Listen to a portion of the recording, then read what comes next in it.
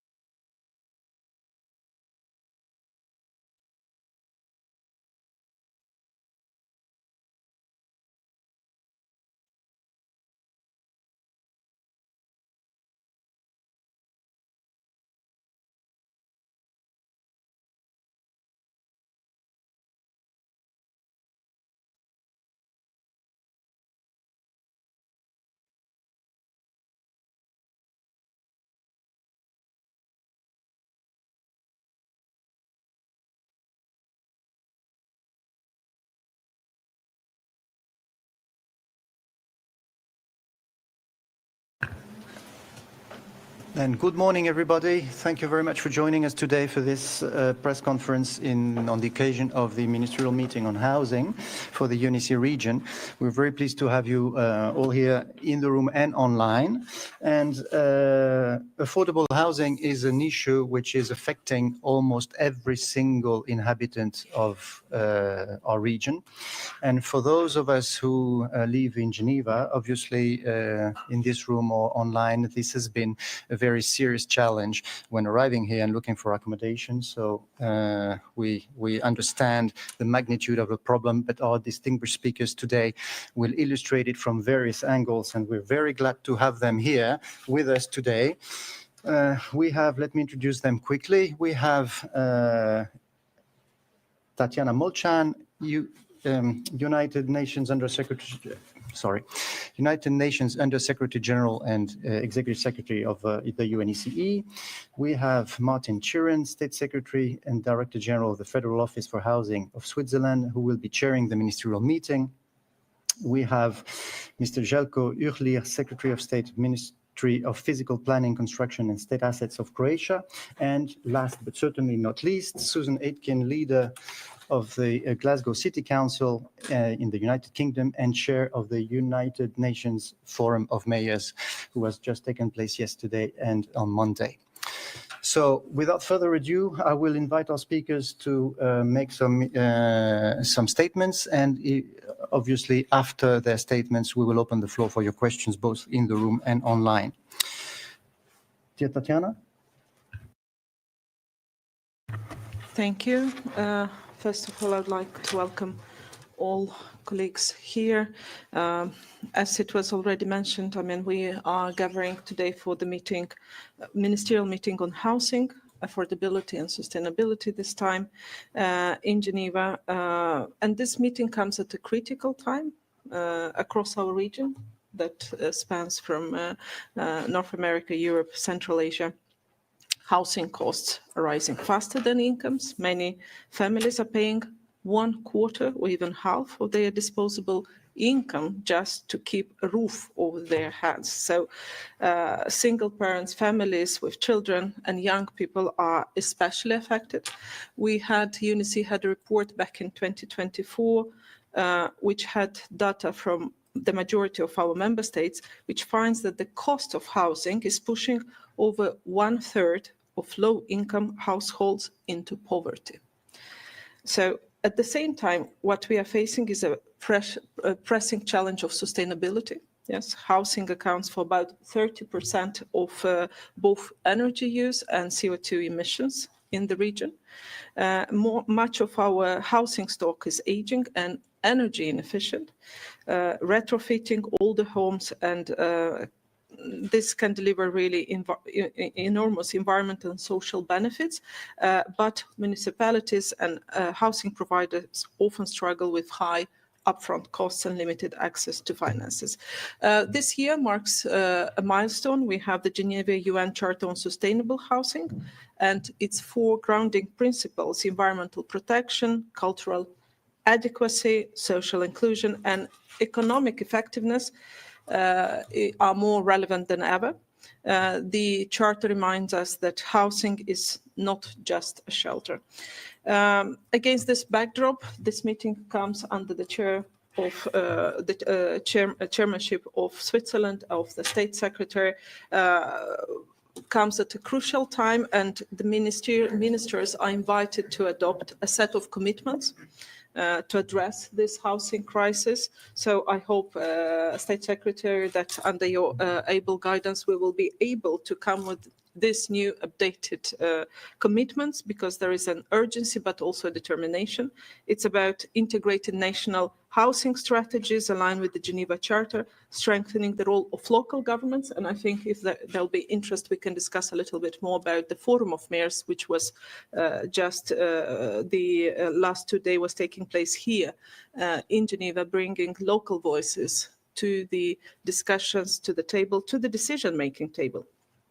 Also, expanding investment in public, cooperative, social and community-led housing, accelerating retrofitting of existing housing to cut emissions, and promoting active land policies.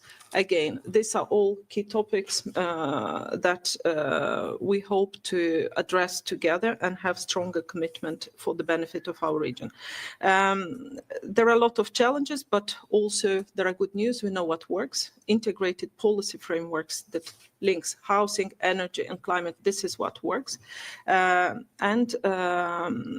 believe that the ministerial commitments that the member states are to adopt today will reaffirm that access to adequate, affordable and sustainable housing is a human right and a cornerstone of social equity. With that, I'll stop here. If there'll be questions, I'll be glad to reply to them. Thank you. Thank you very much, dear Tatiana. Mr. State Secretary, the floor is yours. Thank you very much. It's a pleasure to welcome you to this press conference on the Ministerial Meeting on Housing, Affordability and Sustainability, which is taking place just a little bit later today. Thank you also for attending and for your interest for this meeting and the subject of the day. This is, as it was exposed by Tatiana Molchan, a pressing issue in many places in the UNECE region and beyond. During the meeting, ministers and state secretaries will discuss the following topics: how their countries are addressing housing shortages and affordability issues, how they are incentivizing building innovations and reduce greenhouse gas emissions despite tight budgets, how they are adapting cities, neighborhoods and buildings to climate change, and how they are protecting socially and financially vulnerable people and their housing while addressing the affordable issues.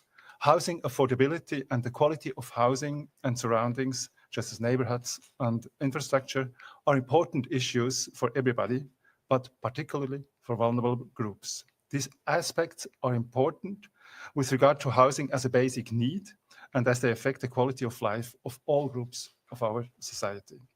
However, housing is also central for the functioning of our societies in many ways. Without general access to affordable, high-quality, needs-based housing, many societal problems can arise.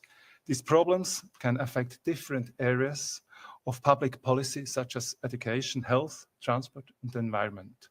Furthermore, housing is closely linked to economic growth and development. The different sectors of the economy can only thrive if their workers can find suitable housing within reasonable commuting distance of their workplace. We see this in different countries of the UNECE region and also in Switzerland. Almost all countries are confronted with a shortage or lack of housing in general and affordable housing and housing construction in particular. In Switzerland, the number of vacant housing is decreasing since 2020, and this rate of vacant houses, vacant dwellings came to 1% this year. That is quite low, also in historic perspective. And what's quite interesting to note is that not only the big cities like Geneva are affected, but we see this also in mountain regions, and more this problem is expanding to the rest of the country. This is why international exchange is taking place in Geneva today, and this is why this is so important. And it explains why, for many years, the Federal Office for Housing of Switzerland has collaborated with the Committee on Urban Development, Housing and Land Management to sharing ideas, best practices and insights. During the ministerial meeting, the Swiss delegation will present the Swiss action plan for addressing the current housing shortage. Agreed at the beginning of 2024, the plan contains over 30 measures. These measures aim to facilitate high-quality densification, strengthen procedures, and ensure that there are sufficient affordable needs-based housing. Representatives of all levels of government, together with representatives of the building industry and the civil society, agreed to the action plan. While the Federal Office for Housing guided the development of the action plan, different partners are responsible for implementing the measures. Some are being implemented by national government, while others are the responsibility of the cantons, municipalities, or the building industry itself. I'm convinced that the measures set out in the action plan will contribute to providing enough affordable needs-based housing for all sections of society in our country. And I'm confident that today's ministerial meeting and the Committee of Urban Development, Housing and Land Management meeting on Thursday and Friday will be highly productive and enhance the common understanding with the issues of housing among UNECE member countries. I therefore would like to express my heartfelt thanks to the committee, its secretariat and the UNECE as a whole for organizing this ministerial meeting and creating the opportunity of discussion or for discussion. The issues we are discussing today, housing affordability and sustainability, are indeed very pressing and timely. Thank you very much. Thank you very much, Mr. State Secretary. I would now like to invite the City Leader of Glasgow to take the floor, and she will inform us and the meeting after that of the deliberations and the recommendations of the Forum of Mayors. Thank you very much. Yes, it was my honour to chair the 5th meeting of the Forum of Mayors in Geneva on Monday and Tuesday of this week, under a range of themes grouped under Cities Shaping the Future. There were over 80 cities represented, with 50 of those represented by mayor or deputy mayoral level, with member states from across the United Nations Economic Committee for Europe region, but also from Africa, Asia and Latin America. And housing was one of our key themes. Perhaps the unifying theme of the discussion was the agreement that housing must be seen as much more than just the provision of shelter. Housing is a catalyst for achieving better health, education, employment, gender equality, carbon emissions reductions, and economic growth, inclusive economic growth. And it is a pillar for advancing the Sustainable Development Goals of the 2030 Agenda. Housing really is central to our shared challenges, but also our collective ambitions. But cities and local governments across the range of cities represented over the past 2 days are all at the front line now of a housing crisis, a crisis in housing supply and availability, and a crisis in affordability, with a number of related challenges having significant impact, whether those are migration, the displacement of people, climate-related challenges, and rising building costs, inflationary building costs. All of those are converging to create significant challenges for local governments. But at the same time, local governments also often lack the fiscal capacity in particular to be able to respond as quickly as we would like to those challenges. And we can see that those challenges around housing, lack of supply and lack of affordability, pose considerable risks within our cities, including risks to social cohesion, as well as to creating humanitarian crises of homelessness or people living in deeply unsuitable conditions, which cause enormous risk to their health and well-being. Nonetheless, despite those challenges, despite the constraints that cities face, we are very clear that it is also cities who are the engines of innovation and creativity in responding to those housing challenges. And the range of solutions that are being developed within cities often rely on what we call the small C of cities. So communities creating, for example, housing cooperatives, community-led housing associations, reclaiming and buying empty homes that are no longer fit for purpose and turning those into suitable homes to be re-entered into our housing supply. There are a whole range of solutions being put forward. Some cities are creating their own housing development corporations so that they can build at pace. But all of us do face constraints. But we're very clear that that's why the multi-level cooperation and multi-level discussions that this meeting affords. And I'm extremely honoured to be able to be part of this meeting to represent local government and to represent cities and to ensure that that multilateral discussion takes place, because without local governments who are both at the sharp end of the crisis, experiencing the daily impacts of it, but also generating the solutions, then we will not be able to deliver the action plan as effectively as we need to. So I'm very grateful to be able to emphasise the pressing need for that multilateral, multi-level cooperation on housing. Thank you. Thank you very much, Madam Mayor. I would now like to invite our last speaker, Mr. State Secretary, to take the floor. Please, the floor is yours. Thank you. Thank you very much for opportunity. And I am very honored to speak about housing in UNECE.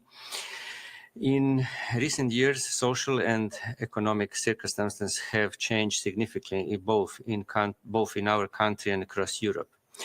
Specifically in Croatia, the cost of construction and material transport, shortage of workers, tourism pressures, together with an undeveloped financial market that channels capital into real estate. And the result is constant rise in real estate prices.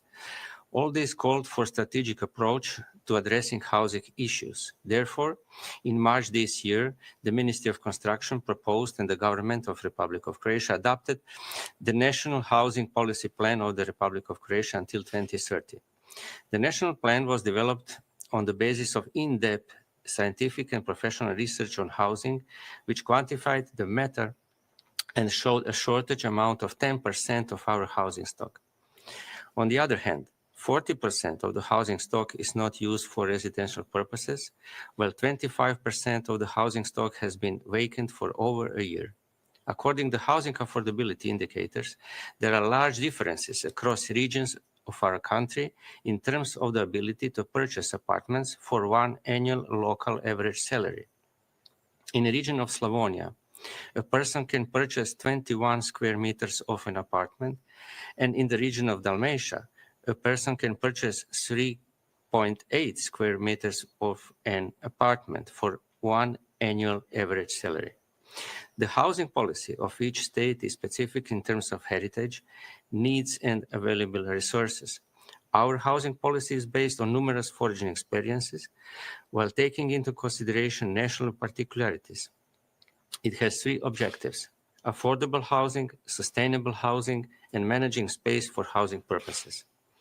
These three objectives can be achieved through four state levers: financial, tax, land, and ecological energy lever across 9 measures.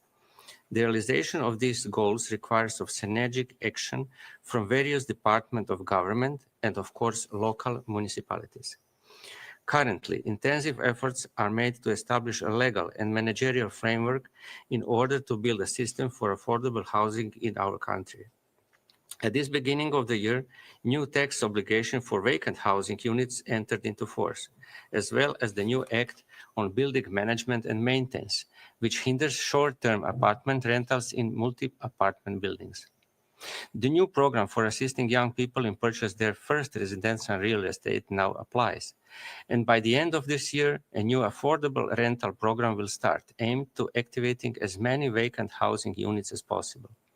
By the end of this year, a new Apartment Rental Act will be developed for the purpose of improving legal certainty for both landlords and tenants.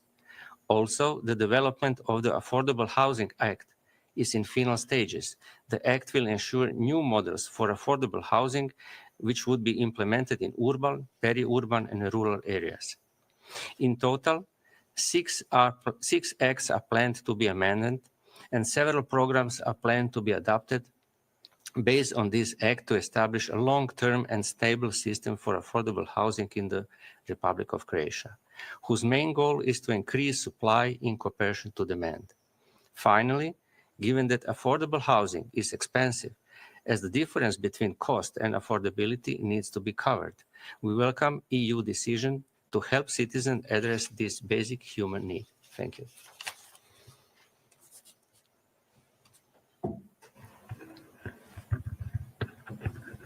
Thank you very much to our speakers. I would like to open the floor to your questions. We will start with the room and then move on to online questions if there are any. Laurent at Swiss news agency ATS. Yeah, thank you for the press conference. A few questions to Martin Chiron. First, as chair of the ministerial, how much are the commitments that are about to be adopted a game changer to tackle the problems of affordability and sustainability? And then 2 questions with your hat of director of the Federal Office of Housing. First, after the recent popular vote in Switzerland, which effects do you see on investment for greener and more sustainable housing in Switzerland? And then you're coming today to International Geneva, and we know that there is a housing crisis in Geneva. Do you see any impact of the massive layouts here within the International Geneva on the volume of housing available in Geneva and the prices that might be affected in a way or another by this crisis? Thank you.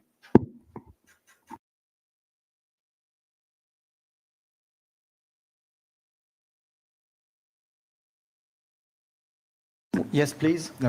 Thank you very much for these questions. The question about the game changer of the commitments, I think commitments, they are very important in the sense that we agree on the problem and that they give us a direction for us all in which direction we want to work. But we have to be in a certain sense also realistic that it's the responsibility of every country to resolve the problems that are in the respective country, and we don't have the same situations in the region of the UNECE countries. And there is not, as we heard already on the podium, there is not, Croatia has some other problems and some other situations than Switzerland has. But nevertheless, we can learn from each other. And that's, from in my perspective, the value of these commitments, that we see that we are first of all not alone with our problems. Secondly, that we can learn from other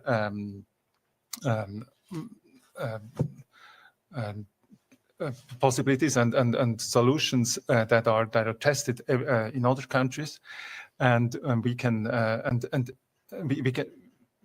therefore it can be a game changer, but because housing and construction is something that it's not changing from today to tomorrow, then you will only see in some years' time if there was really a game changer of these commitments.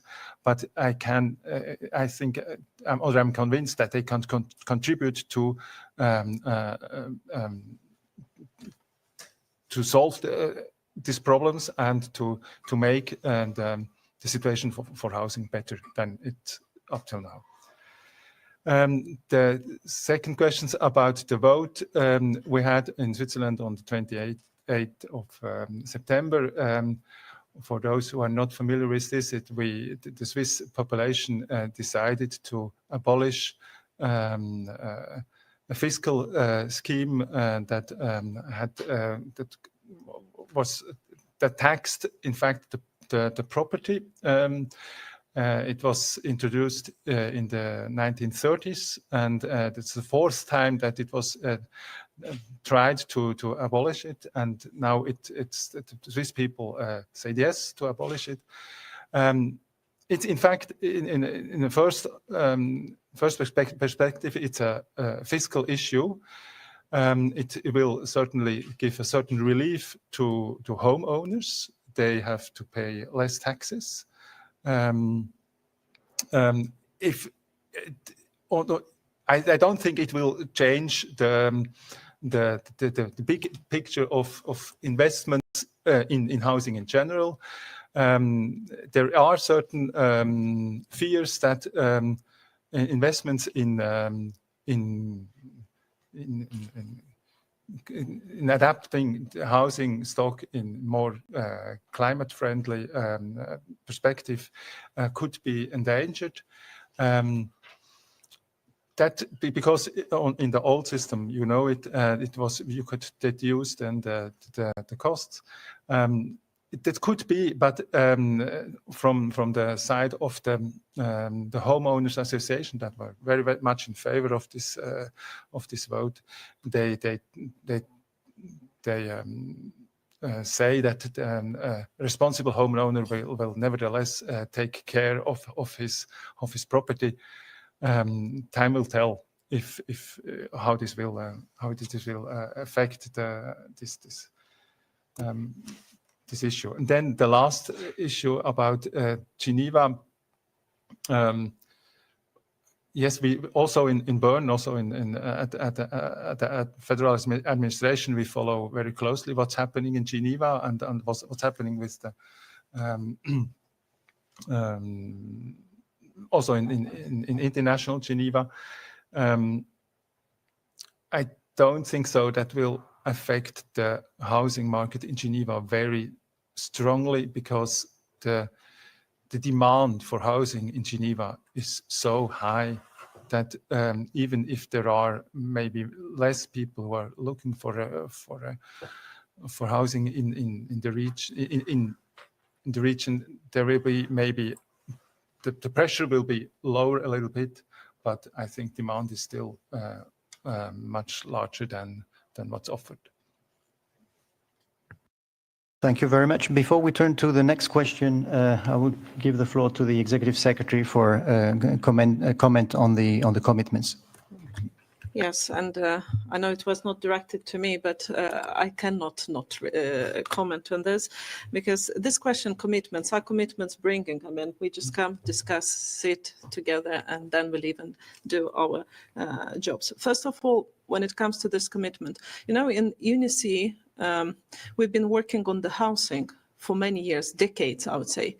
So there is not legally binding, but a type of soft regulations and guidelines and standards in this field. And up until recently, UNECE was the only one. Even in the EU, we were discussing this has become now a priority. So everyone now understands that housing is an emergency. And I think the commitments that will be endorsed today have twofold impact, direct impact on how it will make, they are a game changer. First, it's the political attention. We need this political attention. And by the way, the media, the journalists have also a role to play here, that you know, and you can highlight that there are solutions, that are best practices, because all of these guidelines, standards and procedures, this is the works of experts, not UNECE Secretariat. Of course, Secretariat is working, but experts from different countries bring together best models or options that can function. So putting this on the table and putting not only the pressure, but the availability, and also looking at this as an emergency situation. It's really an emergency situation. We have two of these points that after discussing with mayors, some mayors, by the way, not from low-income countries, the neighborhood, immediate neighborhood, I won't tell which ones, but in discussions with the mayors of some of the quite resourceful cities, they told us, we are waiting for this ministerial, we need governments and authorities, but even US UN, we need clear recommendation, even if it's not a legally binding. But when you say on retrofitting of buildings, for example, it's a very difficult and sensitive subject. And when mayors do this or encourage, they have quite some issues with the private sector. But if you have guidelines, if you have a commitment, it's easier to enforce. These are not easy policies, not popular all the time, but it also gives leverage to the local authorities, central as well, but to the local authorities, first of all, to be more active in everything that means efficiency, climate, in mitigating some of the climate issues. And also when it comes to land policy, I think the biggest advantage is that by bringing together, so we have countries that already know and have certain experience. Some are best, some are maybe functioning. Very interesting always to follow the tax and the vote. We were struggling, those non-Geneva and non-Swiss, to understand what is the vote about. I think we have a better understanding, but still. So when it comes to land policy, taxation and different models, we have countries with rich experience, but then we have countries that do not know how to address this. And like this, you have a blueprint. This is a big impact for countries, in particular, Central Asia, Eastern Europe, but also Western Balkans. So some of the countries that have a relatively recent market, or how should I say, in when it comes to housing. Thank you very much. Spanish news agency EFE, please. Yes, please use one of the microphones.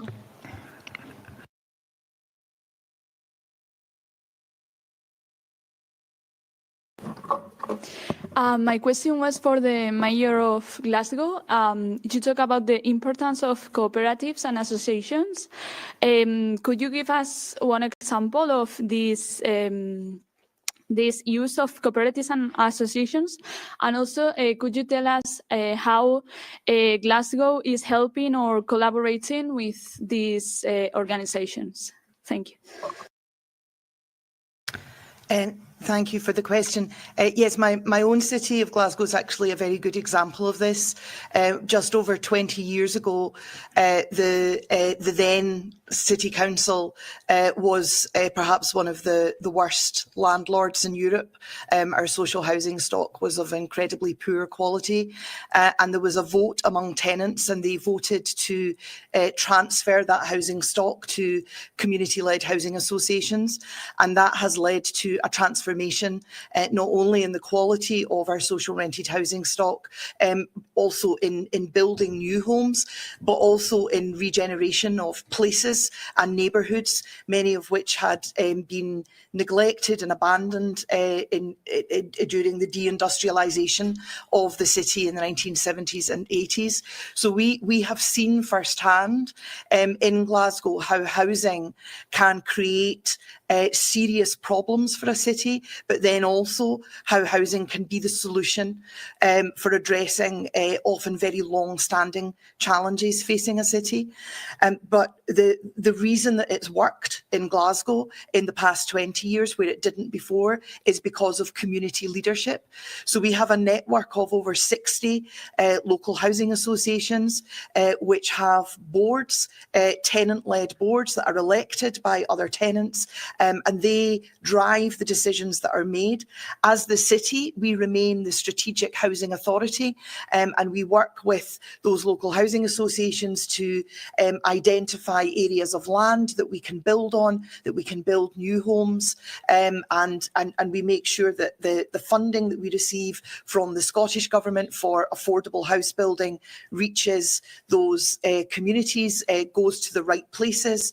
We work with them to ensure the standards, quality standards in our social rented housing stock, particularly around energy efficiency, but also space standards, and standards that mean that housing can be adapted as people grow older and perhaps develop disabilities or mobility issues. And what we have seen is that those standards applied to affordable housing in our social rented stock has started to lift standards right across the city, including in private development. And we also work closely to create mixed tenure communities so that we don't have divisions between social housing and privately owned housing, but in actual fact, communities where there are some people who own their homes, there are some people who pay market rent for their homes, and there are some people who pay social rent for their homes, but you can't tell the difference. The homes all look the same. And so we still have a long way to go in Glasgow. We still have some housing stock which remains to be improved. We still have a lot of vacant and derelict land that we can build on, and we are ourselves facing a housing crisis as a city right now, primarily driven by refugees coming to Glasgow, displaced people coming to Glasgow, and we are struggling to find homes for all of them right now. But we also know that we have within the city the solutions to not only that housing crisis that we're facing right now, but actually really long-standing challenges of inequality and of neglect of place. But we know that the crucial aspect to that, the reason why it's worked this time when it didn't in the past, is because it's been led by communities and by people within that community, those communities having democratic oversight and a say in what happens in their own neighbourhoods. Thank you very much. Monsieur Chiran, vous voulez ajouter quelque chose, s'il vous plaît? Yes, thank you very much. I would like to add to this question about housing cooperatives that, in my opinion, housing cooperatives are a very important partner for affordable and sustainable housing. We have in Switzerland one instrument to support them. It's a revolving fund, the Fonds de Roulement. And just 26th of September, the federal government decided to stock up this fund for another 150 million from 2030 onwards. That shows that its Swiss government is determined to support also cooperative housing in Switzerland. Merci beaucoup. Une question, et nous allons malheureusement devoir clore cette conférence de presse relativement rapidement maintenant, puisque nos panélistes vont devoir se diriger vers la salle pour le début de la conférence ministérielle. Encore une et peut-être une deuxième, et puis après on devra terminer. Boris. Yes, Boris Engelson, a local freelancer. I'm not sure how I should phrase my question, so I will do it paralleling with other social emergencies. When we talk about school for all, it is a rather clear concept. Enough school, enough teacher, enough textbook. The same with health for all. When it comes to food for all and housing for all, it's much more hazy. It addresses different type of roofless population, different types of demography. It involves land and construction and renting issues. So how do you react to I don't know if it's a question, but and also housing is not a public service, a government service, not like school. So how do you cope with these different parameters which make it much more complex than for health for all or school for all?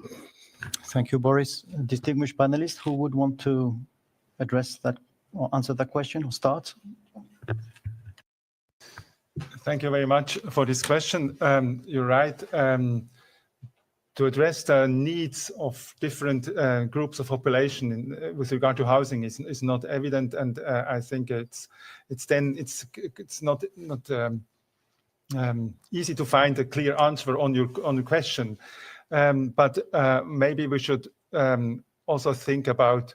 Maybe we should turn the terminology a little bit different, in the sense that we could talk about that housing is a kind of our social and economical infrastructure. And I think we all, in our countries, we have a lot of experience with infrastructure. We know that infrastructure is important.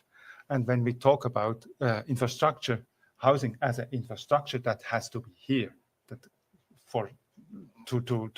that our society and our economy can function, then it gets another way of thinking about.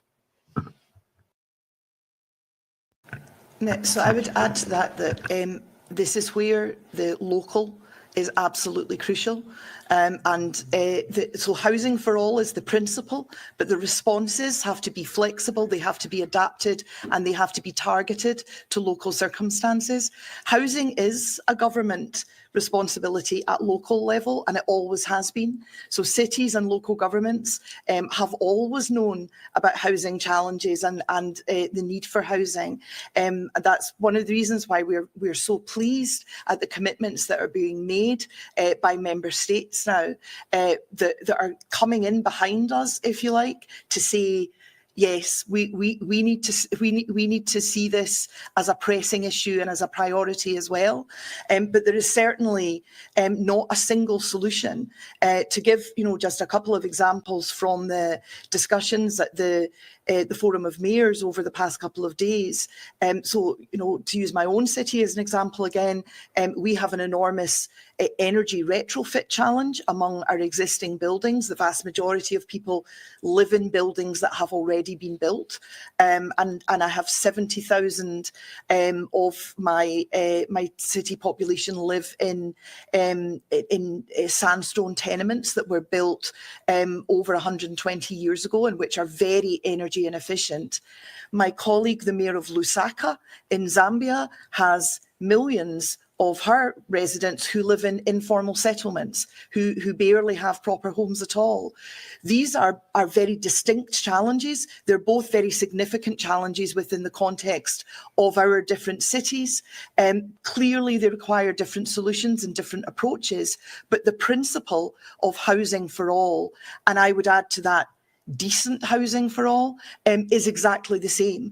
So we apply that principle, but apply it in ways that are flexible and responsive. And I would argue that the way to do that is for national governments, for member states, to put at the disposal of local governments the tools and capacity that they need to respond to local circumstances, and particularly the fiscal tools and capacity to ensure that international and national development banks and investment banks and infrastructure banks, for example, are all directing resource towards the local level, so that there's a de-risking public finance going into then investment partnerships with institutional investors and private investors who are willing to invest in affordable housing, but are looking for a financial, the sharing of risk and a financial stake from the public sector, which at the moment local government finds very, very difficult to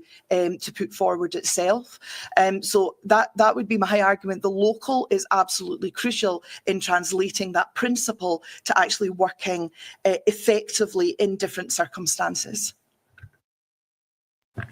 Thank you very much. Mr. State Secretary, please. I can agree with this said Ms. Susan Etiken about different programs for different groups, because in housing issues, the rule one size fits all cannot be available. Thank you very much. I'm afraid, colleagues, that we will need now to come to a close because our distinguished speakers will need to move to the ministerial for the opening. I'm just turning up to them just to see if any of them would want to add anything to what they've just said. No, then I would like to thank them very much for being with us this morning. Thank you for attending. And I would like to stress that the author of the study that is informing the debates of the ministerial meeting, Professor Taltavul from the University of Alicante, is here with us in the press conference room and at your disposal to answer questions. And of course, we are looking forward to seeing you all at the ministerial meeting as of 10 today in the room or online. Thank you very much and have a good day.